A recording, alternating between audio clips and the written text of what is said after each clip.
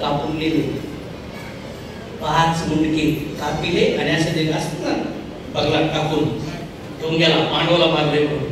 आणि नंतर दुर्योधनाने दाबून बघितले, म्हणले हे तू म्हणतोय हे डोके नाहीये, आणि जर तुझ्या मुंडक्यात तर कृष्ण काय करत होते? म्हणले हे ते नाहीये, ते द्रौपदीचे मुलं आणले तू. द्रौपदी रडत रडत गेली कुणाकडे? कृष्णाकडे. आणि म्हणली का असं झालं? युधिष्ठिर महाराज म्हणले जैसे त्याचे कर्म तैसे, असं नाही म्हणले ते, पण ते म्हणले की भगवंत कर्मामध्ये इंटरफेअर करत. बघा ना, अर्जुन त्याचा रथ चालवायला कोणी? कृष्ण. रथावर पण बसले हनुमान. रथ कोणी दिलाय? देवानी. दैवी रथ. तरी अर्जुन म्हणतो मला लढायचं नाही. तरी अर्जुन काय म्हणला? लढायचं. सगळे बसले त्याच्या समोर, आपण एक घंटी वाजवतो, एक नारळ फोडतो, एक अगरबत्ती लावतो, एक उपवास धरतो, आणि काय तेव्हा मला पाव.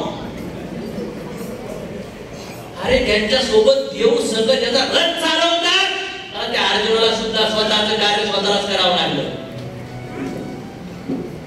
आणि तुझ्या मशिदीत मंदिरामध्ये चर्चमध्ये जाऊ जाऊ, गुरुद्वारात जाऊ जाऊ देव प्रसन्न होणार आहे? बरोबर दिखावा नाही, आतून पिवारी पाहिजे, कर्तव्य केले पाहिजे.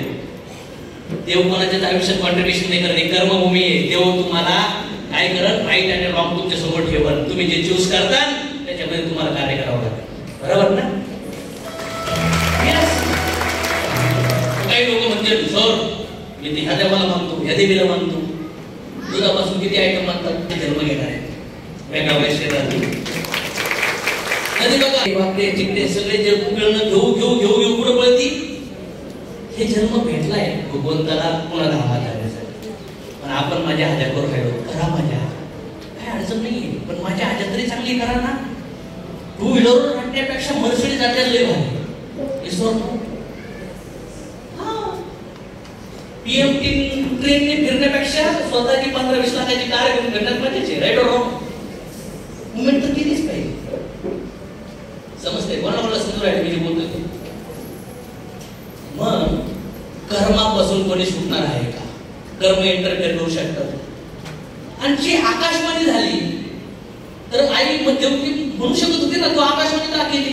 तू गप्पी प्यायचं ना. तू आकाशवाणी केल्यामुळे माझ्या भावाने मला जेलमध्ये टाकलं म्हणू शकत होती. ब्लेम केला.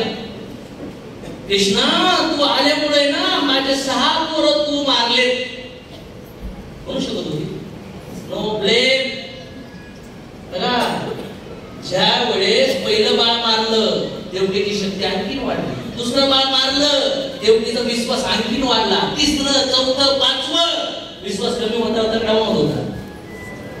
जेव्हा पिवारीसाठी काम करतात, मोठ्या कामासाठी काम करतात ते लोक, त्यांच्या सोबत संकट आल्यानंतर त्यांचा जोर चुरून आणखीन वाढतो, आणखीन भयानक लेवल होतो. आणि ज्या लोकांच्या आयुष्यात गोल नाही येत ना, कोणत्या फटक्यामध्ये घरात जाऊन बसते. घरात जाऊन बसून काय करणार? काय करणार? या खा फटके जेवढे खायचे तेवढे, नंतर देवाला द्यायला फटकेच नसतील कर्मामध्ये. 2-4 जन्मात ह्याच जन्मात खाऊन टाका, आणि 2-4 जन्माची जिंदगी ह्याच जन्मात बघून टाका. हे गेम सगळ्यासाठी सांगू राहिलो की काही सिलेक्टेड लोकांसाठी. आज इथं 1000-1200 लोक आहेत. मी म्हणतोय 5-50 तरी जागे झाले ना, साला भारतात सोडा, जगात टक्का व्हायला बसला आपल्याकडे.